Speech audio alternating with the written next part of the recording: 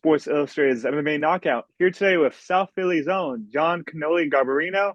John, how's it going today, man? What's up, my brother? How are you? Thank you so much for having me on.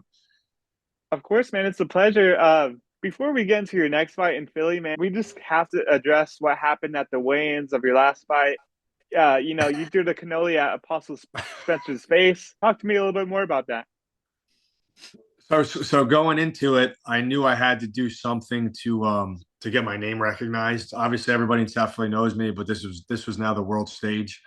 So I called a couple friends. I said, "Yo, go to Live Casino, go into the terminals real fast, and grab me a couple cannolis because I'm going to hand them out to some people in the crowd, some fans, and maybe McGregor and David."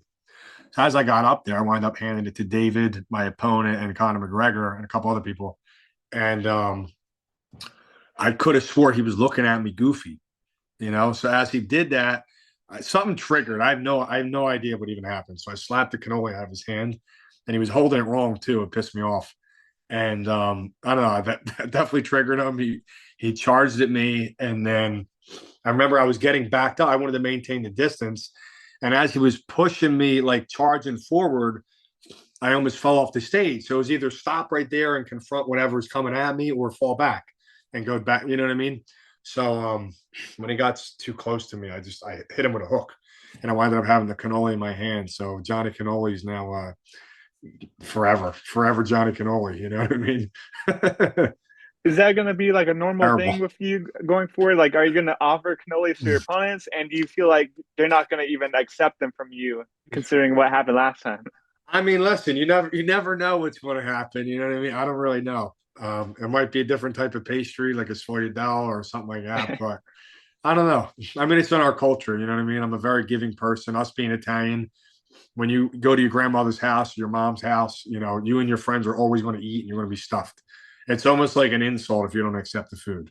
So you got to accept the food if I give it to you, you know? Hmm. For sure, man. And I'm guessing that was in the heat of the moment. Was the proposal also kind of the heat of the moment after the great win in Philly? Can you talk to me a little bit more about that as well?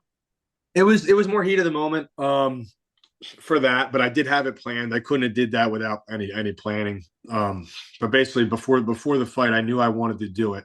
And matter of fact, my girl's mom, Lisa, came over like a couple hours before I got to the arena, and she was wishing me luck. She was giving her daughter a kiss, giving me a kiss, and just saying a prayer with us for a good night. And as she left, I asked her for her daughter's hand in marriage, and she said yes, and that was it for me. It cemented everything, and I had the ring already planned out. And when we went to do it, obviously it was contingent on the win. I had to do it if I won and only if I won. So I made sure I won, and so I got that done. And then everything after that was just amazing. You know, obviously she said yes. It was the best night of my life, and I don't think you could top that. That is a wedding proposal. Most definitely, man. And You know. 17,000 fans in attendance. I Mhm. mean, how crazy was that energy for you? Whoa! It was just crazy. It really was. It really was. We were in the locker room, like warming up, and I'm trying to zone everything out for a couple hours, and it's just like you felt like you were in an earthquake or like a big thunderstorm, because it's just nonstop vibration in that building for the whole entire event. Yeah, a few weeks after you won, I believe you had like a meeting with David Feldman. I guess what did you guys talk about? And I mean, I guess everything went good because you're going to be fighting Yeah. again in Philly later this month. So we talked about my future with the organization with him, and we agreed on a lot of good things, but obviously we're taking a fight together, so everything that in that meeting went really really well, you know. And I also got a meeting with his tailor, so his tailor is going to make me a custom BKFC suit. That's going to be really nice.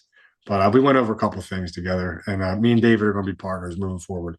I believe Feldman said that he was wanting to have 4 to 6 shows in Philly a year. I mean, that's got to sound ideal for you. What's your reaction to them wanting to come to Philly that many times? I would love to do that. I think last year I fought 5 times, like MMA, boxing, all together. For me, I like to stay active. You know, I got the guy out of there, and I don't know how many. I think at the end of the first round. Hmm. Um, Before that, I had a nice finish, and before that, I had a nice finish. in MMA. And I'm trying to keep the train just going. Keep it on the tracks, keep it moving. I like to just get a lot more wins real fast, build it up, and just keep promoting my name, and the brand. What do you know about your next opponent, Michael Jones?